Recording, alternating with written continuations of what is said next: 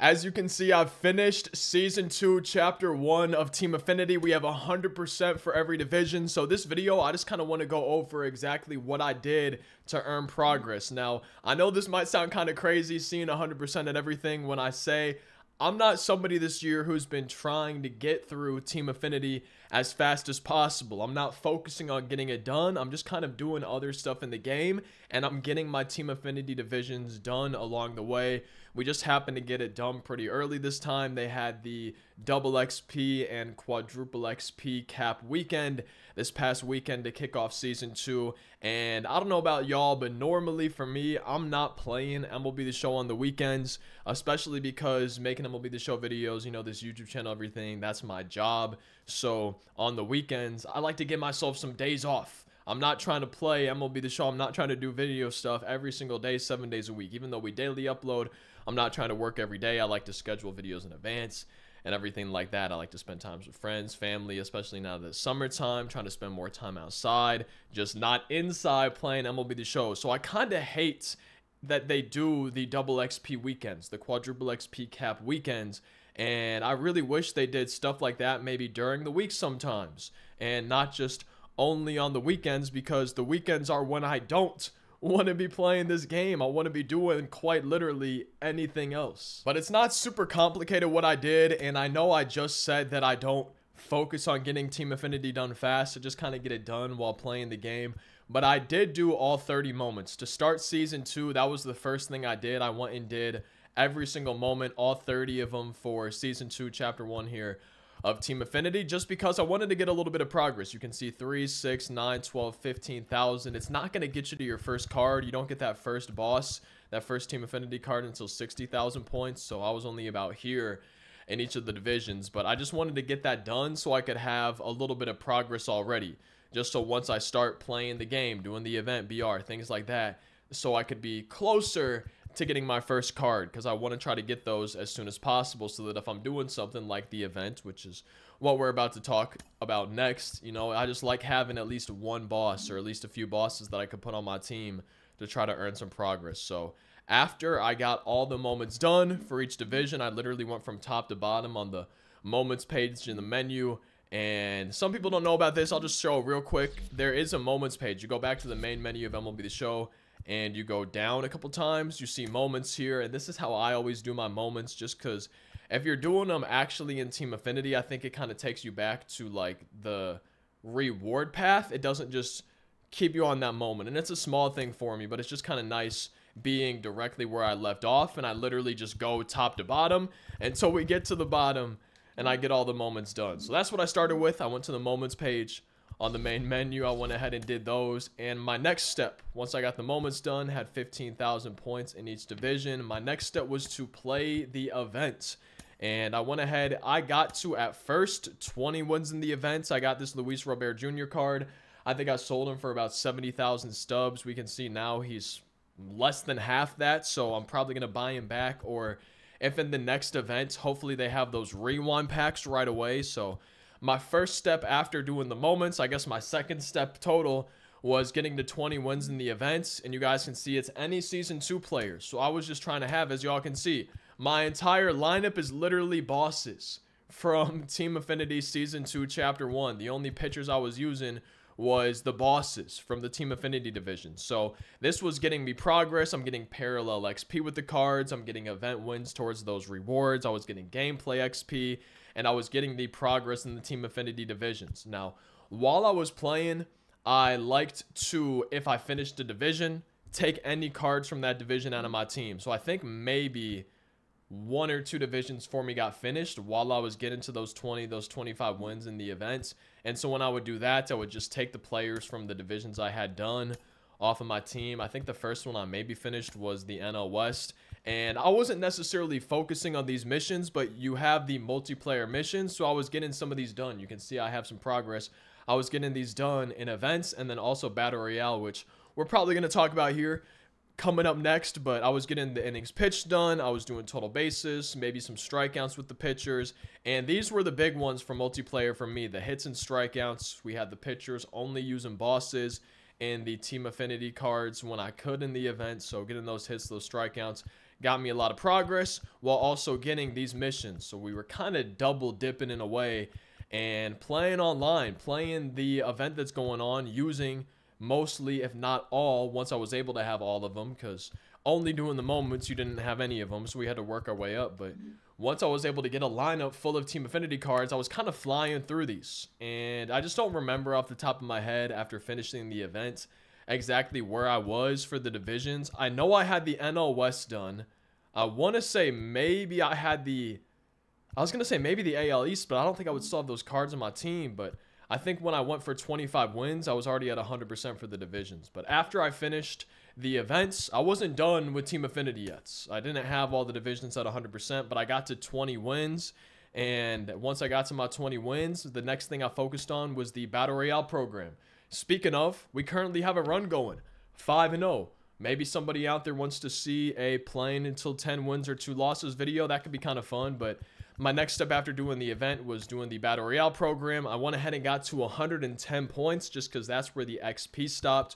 We can see there's no XP after here. I'm probably going to get to 150 just playing some VR, hopefully getting some VR videos for y'all, but I decided to go to 110 points to get the final XP reward. I was doing the parallel XP missions, got all the silvers done, all the golds except Tim Anderson, and then I did get all the diamonds done as well. And once I finished the moments, the events, and then next up was the Battle Royale program. Once I finished that, I think I probably had, I think maybe 3 divisions done. It was either 2 or 3 that by that point. I didn't really pay attention to where I was at because I wasn't necessarily focused on getting the divisions done. I was just trying to get through the content that they had. So I started with the moments, and I know I'm just repeating myself at this point. I'm sure y'all get the point, but I started with the moments, went to the event, then BR, and my next step was mini seasons. And I did a Team Affinity 2 mini season, and I went ahead, only used Team Affinity cards from the divisions that I still had to get done. I didn't use cards from the divisions I already had done. If for whatever reason I couldn't fill my lineup up with cards from the Team Affinity bosses, then I would go ahead and maybe use live series cards from the division. You know, if I had maybe the AL West to go, we would use somebody like Mookie Betts. And I played all of my games on rookie difficulty, and I literally would just use only Team Affinity pitchers. There was a while where maybe I only had one guy. I remember I was getting the National League Central Team Affinity done. That's one that I didn't have done yet, and the only pitcher I had was this Josh Hader. We can see I was 24th in the world to get him to parallel 4, but he was the only pitcher I had for Team Affinity. I still had to get the Central done, so I was literally throwing Josh Hader every single game, completely out of energy, and on rookie difficulty, he was going crazy. Yeah, I would allow a run or 2 here and there, but playing on rookie, I don't think I lost a game in mini seasons. I was always able to get enough runs and everything like that, and I was surprised at using an out of energy pitcher practically every game that I was able to do so well with him and strike so many hitters out.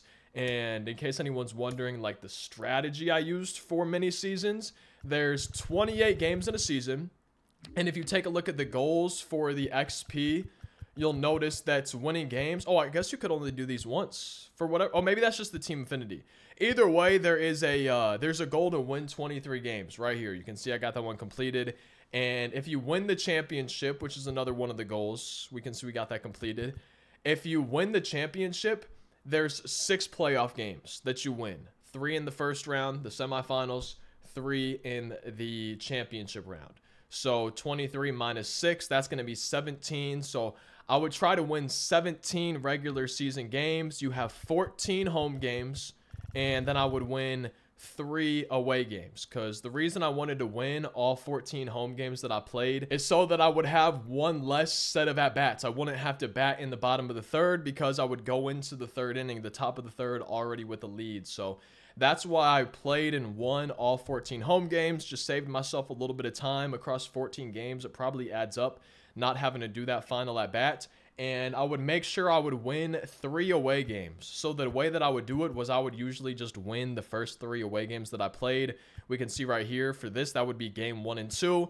And then we go to be the home team a little bit. And then I would win game 7 as the away team. But besides that, any other away game, I would just quit out. As soon as I could, once I got into the game, I would just quit out, take the loss. And the only games I would play besides winning those 3 away games would be winning and playing those 14 home games and mini seasons, and that's kind of the strategy that I take.